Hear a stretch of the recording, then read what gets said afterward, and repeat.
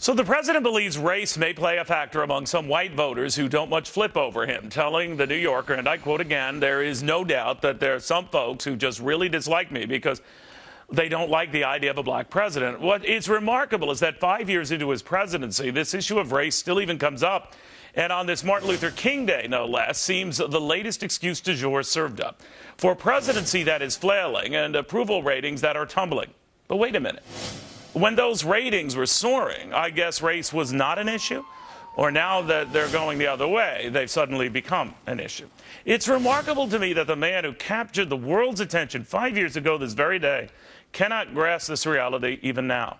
People are more prejudiced by the news around them than the color of the person leading them.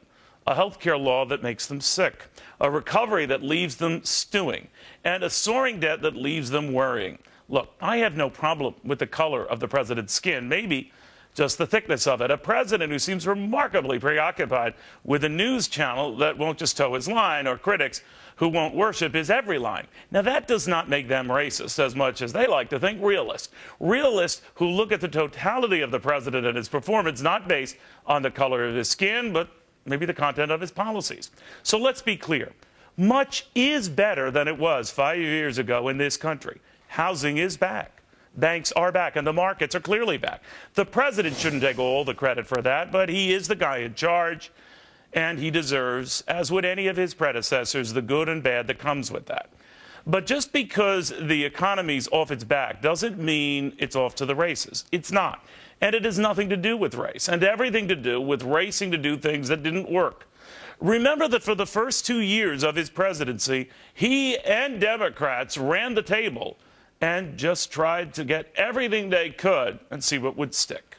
Now, white men have wasted such precious resources and opportunities as well when they sat in his exact position. It just demeans this president when he offers his race as an excuse for not doing better in the same position. Because I think Martin Luther King himself said, "I have a dream." But not once do I ever recall the Reverend ever saying, "I have an out."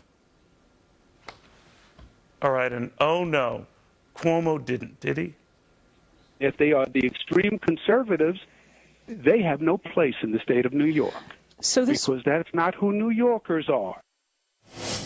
That's the governor of New York State saying extreme conservatives have no room, no place in New York State. Well, that's nice.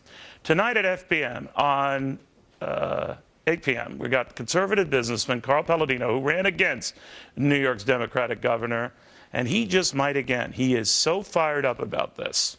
Now, Carl could go anywhere to talk about this rage. He decided he wanted to come on FBN to really vent. And why not? Where else are you going to get more bang for your buck than talking about the network that's all about your bucks? FBN. See you in 3 hours. Get ready.